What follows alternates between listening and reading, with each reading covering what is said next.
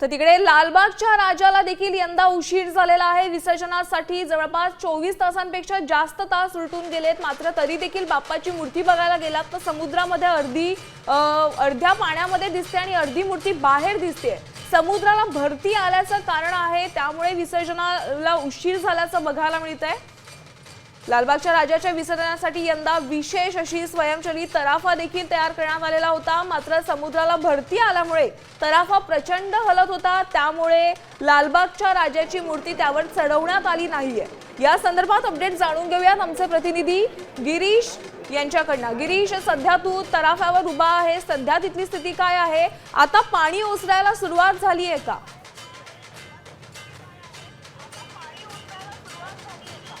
मी आता त्याच तराफावर ज्या तराफावरून लालबागच्या राजाचे विसर्जन या ठिकाणी करणार होते। आता मात्र हळूहळू आता ओहोटी आहे ते सुरू होत आहे, मात्र अजूनही पाणी कमी झालेलं नाही आहे। सकाळी जेव्हा लालबागचा राजा आलेला होता गिरगाव चौपाटीवर, त्यावेळी भरती मोठ्या प्रमाणात होती आणि त्यामुळे बॅलन्सिंग होत नव्हतं। तराफा आणि जो रथ होता त्याचं बॅलन्सिंग होत नव्हतं आणि त्यामुळे मूर्ती ठेवताना थोड्याशा अडचणी येत होत्या। त्यामुळे हळूहळू त्या ठिकाणी ही मूर्ती जो रथ आहे तो देखील वाळूत रुतत गेलेला होता।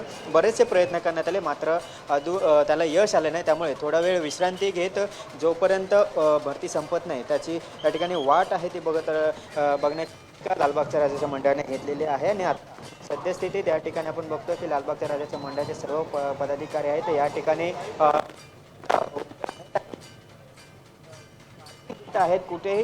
तर दुसरीकडे या ठिकाणी गणेश गल्लीचे लोक देखील मंडळाचे सभासद आहेत, कार्यकर्ते, ते देखील या ठिकाणी मदतीला आलेले होते। जे टेक्निकल पॉईंट आहे, टेक्निकल पॉईंट बाबत देखील इथले जे स्कूबा ड्रायव्हर्स होते त्यांनी देखील याबाबतची माहिती दिली की काय याबाबतचं कारण होतं की त्यामुळे आता फक्त ओहोटीची वाट पाहिली जाते। जेव्हा 3 पर्यंत ही ओहोटी सुरू होईल आणि पाणी थोडंसं कमी झाल्यानंतर सहजरित्या मूर्ती आहे ती खोल पाण्यात घेऊन जाता येईल आणि वेगाने देखील घेऊन जाता येईल, कारण पाणी थोडंसं कमी झालं त्यामुळे रथ स्वतः ओढत या ठिकाणी ती मूर्ती आहे ती खोल समुद्रात घेऊन जाता येण्याचं सहजरित्या शक्य होणार। त्यामुळे आता फक्त वेट अँड वॉचच्या भूमिकेत सध्या लालबागच्या राजाचं मंडळ आपल्याला पाहायला मिळते। मात्र या लालबागच्या राजाच्या मंडळासोबत मुंबईतून आजूबाजूच्या भागातून देखील मोठ्या संख्येने गणेश भक्त देखील सकाळपासूनच लालबागच्या राजाच्या विसर्जनासाठी या गिरगाव चौपाटीवर आपल्याला पाहायला मिळत आहेत। आपण जर बघितलं तर हा गिरगाव चौपाटीचा संपूर्ण पट्टा आहे तो गणेश भक्तांनी या ठिकाणी भरून गेलेला आहे। वाट बघता आहेत लाडक्या राजाच्या विसर्जनाची, मात्र ज्या काही कारणांमुळे जो रखडलेला होता तो काही वेळानंतर सुरू होईल। अधिकृतरित्या माहिती आहे त्या मंडळाचे मानद सचिव सुधीर साळवे याबाबतची माहिती देतात की नेमकं किती वाजता याचं विसर्जन आहे तो होणार आहे। मात्र जी टेक्निकली जी माहिती देण्यात आलेली आहे त्यानुसार 3 पर्यंत ओहोटी होईल आणि त्यानंतर जेव्हा ओहोटी सुरू झाल्यानंतर पाणी जेव्हा कमी होईल त्यावेळी या ठिकाणी लालबागच्या राजाची मूर्ती आहे ती पुढे खोल समुद्रात विसर्जनासाठी घेऊन जाणार आहेत। मात्र सद्यस्थितीत सध्या पाणी कमी होते की नाही याची सध्या वेट अँड वॉचच्या भूमिकेत आपल्याला लालबागच्या राजाचं मंडळ पाहायला मिळतं। गिरीश, सध्या तू नवीन तराफ्यावर उभा आहेस, तर समोर त्याच ठिकाणी जुना तराफा देखील बघायला मिळाला, तर या जुना तराफ्यामध्ये आणि नवीन तराफ्यामध्ये काय नेमका फरक आहे? नवीन तराफ्याची वैशिष्ट्ये काय आहेत?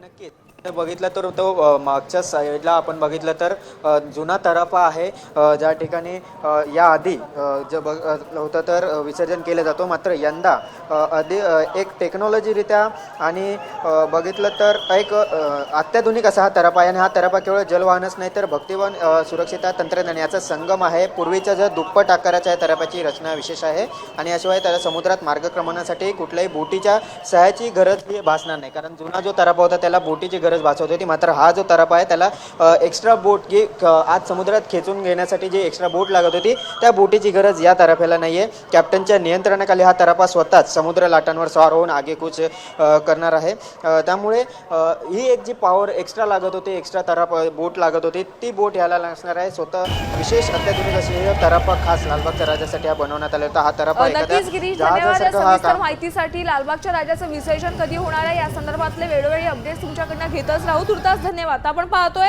ओहोटीची वेळ साधारण 3 वाजताची असणार आहे, त्यानंतरच आता विसर्जनाला पुन्हा एकदा सुरुवात केली जाणार आहे।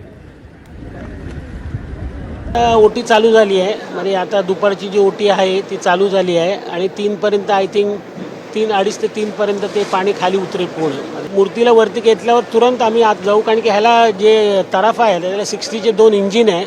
पहिल्याच्या तराफाला इंजिन नव्हते आणि त्याला आम्ही मध्ये हे कोळी लोक ओढून न्यायचे, पण ह्याला स्पेशली जे आधुनिक म्हणतात ना इंजिन लावले आहे मर्क्युरीचं 60चं, आणि ते डायरेक्ट तराफाला ते स्वतः चालून घेऊन जाऊ शकतात.